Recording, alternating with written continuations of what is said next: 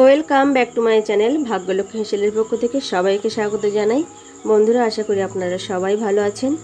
আর আজ আমি আপনাদের সঙ্গে রসমালাইয়ের রেসিপি শেয়ার করব। বন্ধুরা, রসমালাই বানানোর জন্য বেকিং সোডা, বেকিং পাউডার বা ময়দা কিছুই ব্যবহার করব না। আমি ঘরে তৈরি ছানা দিয়ে বানাবো, তো দেখতে থাকুন। তো এখানে 1 লিটার দুধ নিয়ে নিয়েছি, এটা লিকুইড দুধ। এর মধ্যে দিয়ে দিয়েছি স্বাদ মতো চিনি। আপনারা কম বেশি করে নিতে পারেন চিনিটা, যে যেমন মিষ্টি খাবেন। এবার এদিকে দুধটা ফুটে ঘন হতে থাকুক। দুধটা ফুটে উঠলে অবিরত নাড়তে হবে, আর এই কাজটা ভাইপো করতে থাকবে। আর আমি এই ফাঁকে ছানাটা ভালো করে মুথে নেব।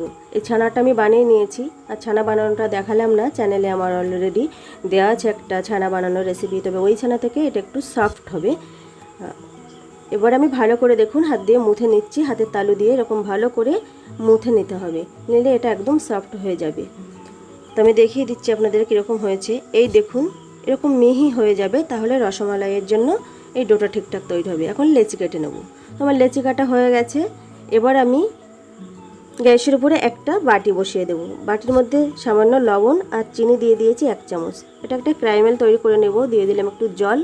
এবার এটা বাদামি করে একটু নেড়ে চেড়ে নিয়ে নেব। তো হয়ে গেছে। এখন ওই দুধ থেকে আমি কিছুটা দুধ দিয়ে দিয়েছি, যাতে ক্যারামেলটা ভালো করে এর সঙ্গে মিশে যায়। এখন আমি অন্য একটা পাত্রে ওই দুধ থেকে কিছুটা গরম দুধ তুলে নিয়ে 1 প্যাকেট গুঁড়ো দুধ দিয়ে দিয়েছি। আর এটা আমুল দুধ। ভালো করে মিশিয়ে দুধটা ক্যারামেলে ঢেলে দিয়েছি, দিয়ে ভালো করে মিশিয়ে নেব। এটা আমার পরে লাগবে। এখন দুধটা ভালো করে ফুটে গেছে। এবার আমি গল্লাগুলো ভালো করে এর মধ্যে দিয়ে দিচ্ছি। আস্তে আস্তে দিতে হবে, যেন ভেঙে না যায়, সেদিকে খেয়াল রাখতে হবে। তো গল্লাগুলো দেখুন ভেসে উঠেছে, মানে গল্লাটা কিন্তু পারফেক্ট হয়েছে। এবার আমি এইভাবে 2-3 বার ঢেকে দেব। আর 1 থেকে 1.5 মিনিট পরে পরে আমি এরকম নেড়ে চেড়ে দেবো, দিয়ে আবার ঢেকে নেব। গল্লাটা ভালো করে সেদ্ধ হওয়া পর্যন্ত আমি এই কাজটা করতে থাকবো। আর এগুলো যখন পুরোপুরি সেদ্ধ হয়ে যাবে, অনেকটাই ফুলে যাবে। আর আমি দুধের মধ্যে 2টো এলাচ দিয়ে দিয়েছিলাম।